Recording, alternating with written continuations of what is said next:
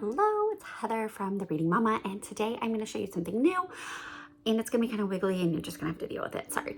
I am doing a reading journal now. I did a reading journal kind of last year, where I have really very basically like TBRs and challenges listed out. Oh, I'm not showing you. I just realized. And it isn't really fancy. It's just really scritchy, scratchy. And then what I read. So I kept it really simple because it was my first time doing booktube, doing all this stuff.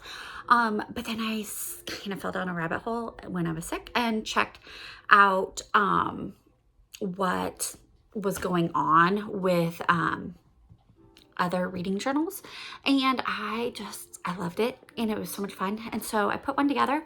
We'll see how faithful I am. I'm like really gung-ho at the beginning of journals and kind of peter out, but yeah, so this has some of my reading goals in it, and a lot of it is just this is something that looks like fun. Let me try it, see if I enjoy it. So I'm gonna flip this around, but I don't have one of those fancy holder camera things, so sorry if it's wobbly. That's just what I got. Okay, so I just got a cheap journal. Michael's, this is not great. This is not meant for journaling. It's just a bullet journal, and I have a feeling the binding is going to suffer by the end of the year. But it was pretty, and it was only $8, and since this is a new thing for me, I didn't really want to invest. I did invest in a few things here, and they all fit in this box. So I have kind of a color scheme going. I've got blue and yellow and orange kind of based off of this little cheap little paper pack that was on big sale, and so I've been using that throughout. And then I have some pens and stickers and random things, so I think all in all I've spent maybe $30 on everything. So trying to keep it cheap, not invest too much, because well, that's how I am. So I have my title page. I may put some goals here or not, I don't know. It's simple. This is my physical TBR. So over there, I have all of my books. These are my personal books, and I have over 100 books on my physical TBR, but I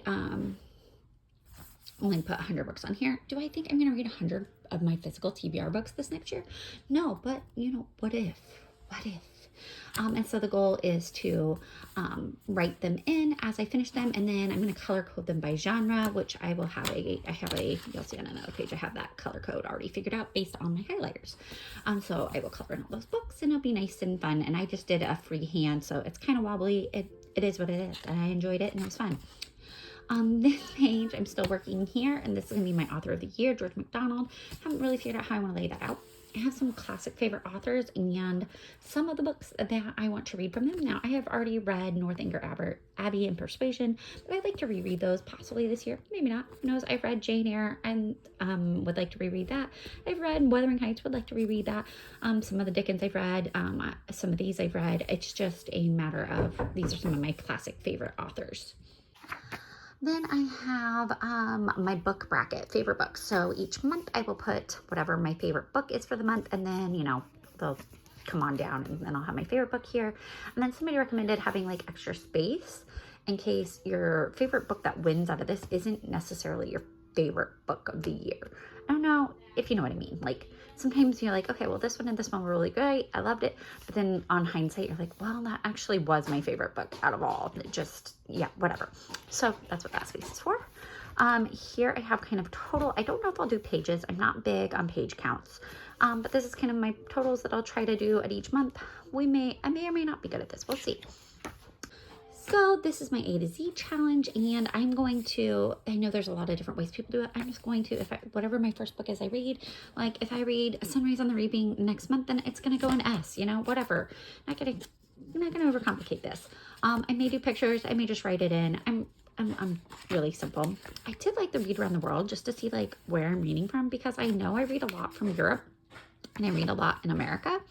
But am I reading from these other places? And I would really like to. So yeah, we'll see how that goes. Then I have some of my challenges. So I have Chantel's Read Your Bookshelf Challenge. So this is a little printable that she provides. And then I have right here where I will write the titles, because I don't foresee myself printing out the pictures for all of these things. But who knows? Maybe I will. And so you can see those. Check out her page. Over here I have Alma's from Alma's book journey, her reading journey through time historical fiction. And so I have that. And then again, I'm just going to write down what they are over here. And then I have my challenge for the year, which is perfect pairings. You can go back and see a video about that if you're interested. But basically here is in the classic area, I'm going to read a fiction and a nonfiction about a similar subject or whatever, you know, at the same time. A fiction and a nonfiction about fantasy. That's gonna be tricky, right?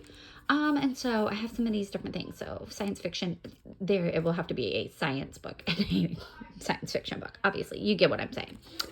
And then the other option is to read it in different age levels. And so on this one, and you can see, so I have the books here where I can write there, but I can also list them here and put the ratings, whatever.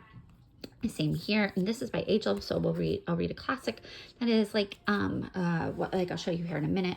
Maybe I'm gonna read Once and Future King by T.H. White, and then I'm gonna read The Sword and the Stone by what's his name, Robert Clyde Bulla, or whatever. Clyde Robert Bulla? I don't know. You know what I'm talking about. But one that's like different age levels for these different subject matters. And I do that for my homeschool a lot. So this is one that I kind of already do and it's fun. This one will be a little bit trickier for me. And then let's see here. Here I'm going to do Chantel's Indie Book Club. So she has 12 books. I'm hoping she has some kind of printable or something that I can put there. Otherwise, I'll just list them out. I don't care. And that'll be fun. This is a trope bingo. And I put this on here, not necessarily because I want to find all the tropes. I want to be aware of tropes because I honestly have been reading a lot and never knew this really existed before book bingo. Like I didn't know the word trope. I feel like that's a fault in my education somewhere. But anyways, and so I'm going to be looking for some of those. I need to come up with one more trope there. But kind of be cognizant of what I'm reading as I go through. Here is my mother's education, and I will be filling these in. These are for a year or more reading. So I will have a few books under divinity. That's, you know, you might put Mere Christianity or I don't know, what am I looking at here? How should we then live? Get out of your head. Any of those kind of things. Something that's going to be spiritual. We're here. I'm going to have physiology and health. So I might put, you know, the omnivore's dilemma or something like that, or things about the body. Here I have mental health and education. So I'm going to put some Sally Clarkson over here with the Waking Wonder or something like that. And then over here is nature and science. And again, I'm just going to pick some science books and put them on there. And these are for me as a mother, as a home educator, to just keep growing in those specific subjects. I'm going to put books on here that are already on my TBR. They're also going to go in some of these other categories and things like that. These are books that I may take a year, up to 3 years to finish, because that's how Charlotte Mason did it. And so, you know, who am I to argue with her? And so that's what I have there. And this is my reading goal tracker. I want to read 100 books, and then I'm going to color code them with, I need to use my little things, but physical, digital, audio, just to kind of see how I'm consuming books. And then I'm going to outline them with either silver or gold based on nonfiction or fiction, and just see how I'm doing on that. And then here I have a genres, and I'm just going to count up my genres because I know like this year, like some of these I really did not hit. Like I did not hit as many classics or nonfiction as I usually do, and things like that. I just want to be, want to be cognizant of what I'm reading. And then here at the end of the year, I'm hoping to put my best book by genre, and I'm going to zhuzh that up at some point. Here I have books read, and that's just the number of books each month. So that's easy breezy. Here, I was going to do pages, right, but I don't really see myself counting that very well. So that one's to be determined still. Here I have a list of King Arthur, and I'm going to zhuzh this up as well. My kids are studying Middle Ages again next year, and so I wanted to read through. I've always loved King Arthur, Merlin, all those stories when I was a kid. It was something my father and I loved. We loved all the TV shows, all the things. And so I'm going to read through some of these. I've already read several of them. But I'm going to try to reread through some of them. Maybe some of them I won't finish. Maybe I'll just read portions. Like Lamort, the Arthur is going to be in translation. So I definitely know I'm not going to read that whole thing. I just don't think I can do it. But maybe I can. I don't know. But I'm going to read through here. If you are new to King Arthur and you are looking for something simple, I recommend the green. King Arthur is really easy. And Connecticut Yankee and King Arthur's Court is hilarious. So I highly recommend that. And then I haven't decided what this page is going to be just yet. I did have a plan for it, and then I've changed it. It may just be art for this. I don't know. We'll see. And then I have my reading log, which is just going to be just books. As I finish it, write it down. And then I'm going to put start reading. That's it. And then this, I didn't color it in case I realize I need more space. I need to put them closer together. Then I have monthly spreads. And basically for every month I have like a little spread like that planned, and then put the calendar, write the books I read, and color code them, and then write what days I've read them on. We'll see. I saw this somebody else do this. I'm like, oh, that'll be fun.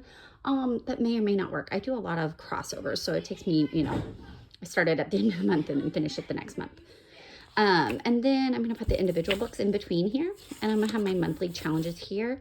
And so that'll probably be the epistolary for January. I haven't really decided if I'm going to do a challenge in January or maybe just mood read. But as I finish books, I'll put them in here and give my little rating and all of that. And then it goes on to the next section, monthly pages. I have some of my just author pages. So I have a Sanderly here because I've been trying to, obviously I'm not going to read all these this next year. That would be insane. These are insanely like 1,000-page books. But I want to read through them and kind of keep track. And I was kind of trying to understand the Cosmere and all the things and how they're connected. And so, I need to mark off Well of Ascension because I finished that one. And then read through them as I can. So like these I can read alone. These are Mistborn and Mistborn 2. Here's the Stormlight Archives. This is all Cosmere on this side. This is not Cosmere. This is not Cosmere. These three I'm not sure about. And so, yeah, I'm just going to go through all the Sanderson things and Brandon Sanderson's. Here's where I'm putting my pre-reads for school. I have this already typed up. I just need to transfer it into here. And then I left room for extra books as I add because inevitably there's always a million more books that I want to read for school. And then I have some of my modern favorite authors.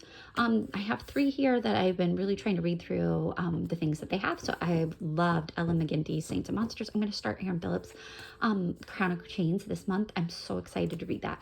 And all of her books just look phenomenal. And then Victoria McCombs I have been enjoying beyond, even though they're topics I would never normally read, but somebody told me to read her books and I started and now I'm obsessed.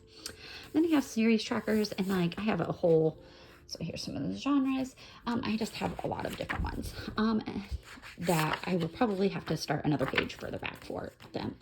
And then I have favorite first lines, and this is just an idea that came to me as I was thinking about what I want to do.